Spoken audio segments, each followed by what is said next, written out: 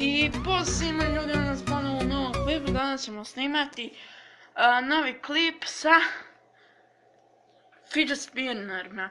Snimali smo vlog kako smo ga kupili, a u ovom klipu ćemo da je isprobamo. Kao što vidite, evo sad ću.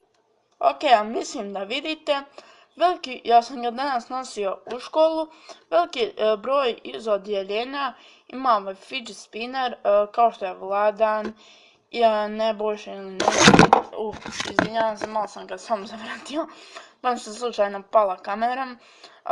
Ima ovaj fidget spinner i da ga ja ponesem, odličan je.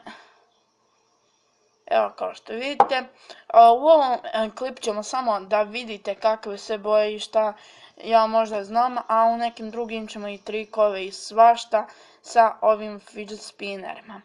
Znači, baš će dosta biti klipova sa ovim fidget spinnerom. Kao što vidite, ja sam ga dok sam pričao malo ovako vrtio, samo malo pomjerim da ne bude tako. Kao što vidite, ima boje su žuta, roze, ima svjetlo plave, roze sam rekao, žutu sam rekao, crno mu je ovo unutra, ovo kao što svi znate.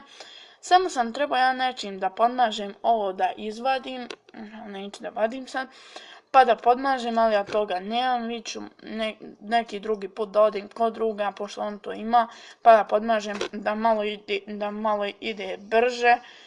Ovako, potežak je super. Ok, ne znam da li ću ga sutra nositi u školu. Znači, odličan fidget spinner. Prvo sam htio da kupim neki od 5 maraka i onda sam odlučio da kupim ova od 10. Da znate, ovaj je 10, ovaj je šareni, ona sa 2 dijela, on je 18 ubijeni i 5 maraka su oni obični ubijeljni, da znate tako. Evo, ja ću vam još jednom zavrtiti. Evo, mogu i na jednom prosto da držim. U sljedećim klipovima ćemo pokazati malo te trikove koje ja znam. Jedan od tih je i da ovako zavrtim pa da držim, jedan je ovako pa da držim na palcu, jedan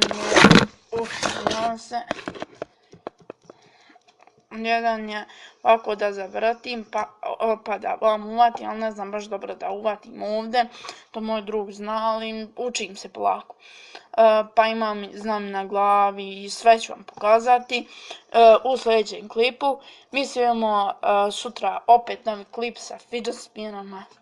Ako vam se svi, obavezno ga lajkujte, da imamo što ćemo moći uraditi sa fidget spinnerima. Ćao!